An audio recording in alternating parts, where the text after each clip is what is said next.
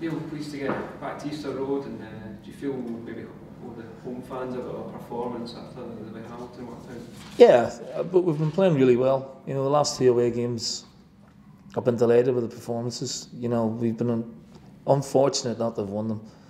So if we can replicate that at home, then we've got a very good chance of winning the game. However, Motherwell will come into the game off the back of 3 wins, which is excellent form, and they've turned their season around very quickly.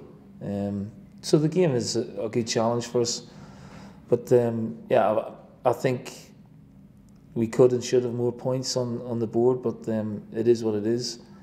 And if we can find that form again over the previous 2 games, then you know, I'm pretty sure we'll start winning more than losing. How dangerous an opponent are Motherwell? They seem to have carved themselves out a niche, bringing in players maybe from the lower reaches in England that they seem to do them a turn at this level. Well, I think it's a market Stephen knew well from his time at Oldham.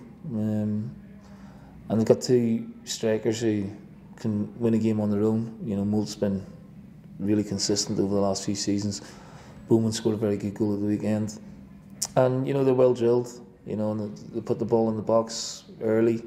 They play through the centre forwards as quickly as they can. So, yeah, difficult nut to crack. I watched them in the opening game of the season against Rangers. I thought they were unfortunate not to get something out of it. So, you know, they're obviously a team playing with a lot of confidence at the minute. We spoke to Stephen yesterday, so seemed to be looking forward to seeing you again and catching up a bit. But do you know about Stephen? You must know him from back in the day playing. Yeah, I knew him like from our time in Northern Ireland, even when we were younger boys. I think I'm a few years older than him, although he's going a bit more greyer than me at the minute. Good lad. He was a good player. You know, tactically and technically a very good player. Had a good career and very conscientious with his work now as a coach. Very hard working, and he deserves all he gets. You know, he's you know, did really good things with Northern Ireland. He's been on all the courses. You know, he's worked on them as well, and now he's, you know, made a very good start to his career as manager. Yes, a few people were maybe surprised that he got the job full time after coming back up from England when Mark McGee left. Do you think he's a guy who's got more growing to do in the game as well? Yeah, I mean, he's still young, you know, and I think he's taken to the job very well. I think he knew the players anyway, we're working under Mark, so the transition from Mark to Stephen was seamless. And he'll have his own ideas on the game, and like you say, you know, he's looked at the market and brought in some players who he would feel will add value to what they already have, and they've made a good start. It's a different type of Motherwell team. I've never seen myself as seen, but everyone I've spoken to says they're a big side. They're physical. Yeah, they're physical, but not over physical. You know, from what I've seen. And like I said, you know, the centre forwards work very hard for the team. You know, they take the ball in. You know, they back into you, they get it wide. And defensively, they've got 3 centre halves here, uncompromising as well, and a bit of pace in wide areas with Freer and Cadden and Tate. So, yeah, well, they can go into that back 5 pretty quickly. You know, they get forward quickly as well, and like I said, there's a physicality about their forward play as well. You know, they don't give you an easy ride, that's for sure. You've done your homework on them then? Well, I've had to. You know, I've had to. We've worked hard on all the opposition so far. So we have our own agenda. We're at home. You know, we were disappointing in our last home game, so I think we owe it to the supporters to try and replicate the football and the tempo and the quality that we've shown in the last 2 games, and hopefully go on to win the game. There's been a lot spoken about this week, Neil, about the gulf between Celtic and the rest of the clubs in Scotland, Celtic and Rangers probably, the rest of the clubs in Scotland with regards to finances and the players that they can bring in, and then Celtic and the rest, the bigger clubs in Europe. Is that gap bigger now than it's ever been because of the amounts of money that are being thrown about in Europe? Yeah, but Brian, you know, just because they're spending more money doesn't mean to say the quality of players is any better. You know, it's as simple as that. It's been the way for the last 20 years since I've been in Scotland. You know, Celtic and Rangers have been the dominant team. The onus is on us, managers like myself, Derek McInnes, Tommy, Stephen, to, you know, give more competition to Celtic. You know, Pedro as well at Rangers, who, you know, they're starting to slowly but surely improve, and not give them such an easy ride in the domestic year that they had last year. In terms of the gulf between Celtic and certainly there's a gulf between Celtic and PSG, but was a gulf between Celtic and Barcelona, Celtic and Bayern Munich, Celtic and the Manchester United, but they were still able to overcome them. I just think the players had a bad night. I don't think we should dwell too much on. As simple as that. Yeah, well, yeah. If I haven't seen the game, but looking at the reports, and certainly Brendan was really disappointed with the first half performance, and the players know that they're better than that. Now, what they have to do is take each game in isolation in the group and go, right, that's gone, forget it. Can we go to Anderlecht and win? And then the landscape of the group changes again. You've managed to beat Barcelona. Can these results still come in the future for yes. the team? Don't see why not. Yeah.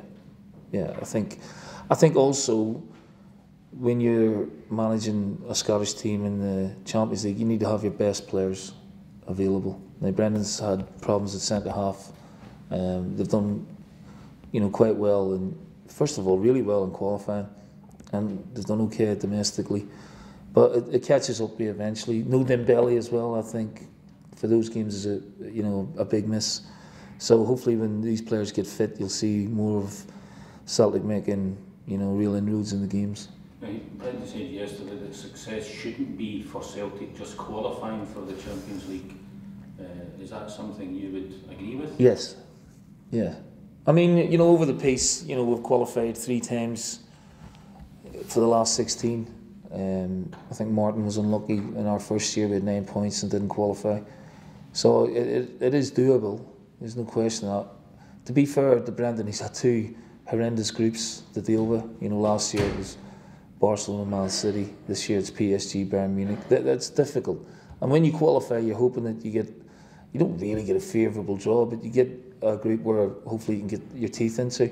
Now maybe they're not going to qualify for the last 16 out of this group, but they could certainly qualify for the Europa League and make inroads in that. I think they've got the quality of player to do that.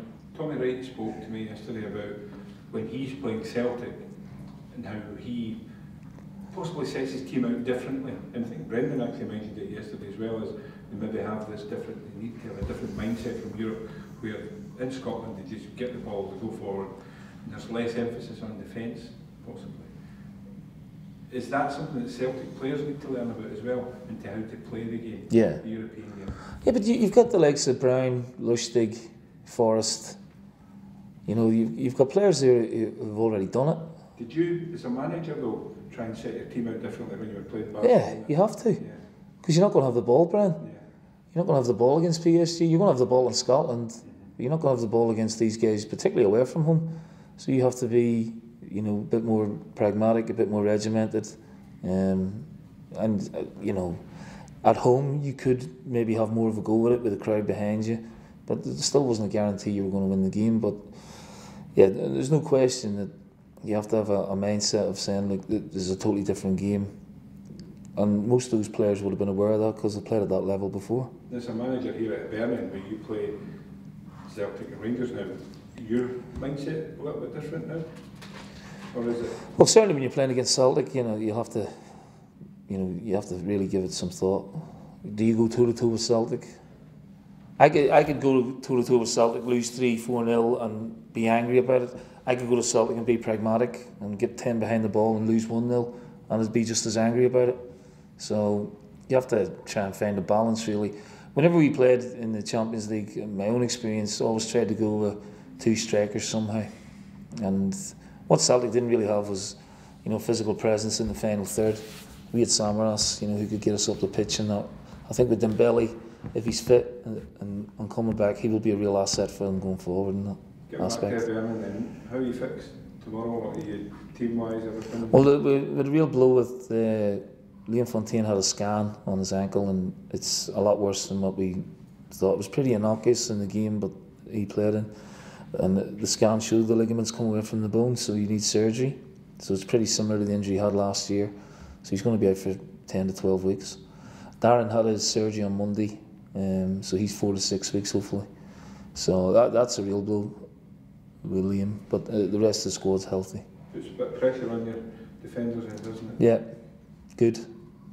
Happy at that? Yeah, I mean, I think we've got a good depth and quality with the squad. Ryan Porteous as Still well. got Ryan, yeah. So if and when he's called upon, he'll be ready. So I've no qualms about him either. But you know, Ambrose and Hanlon were excellent last week, so I'm hoping more of the same from them this week.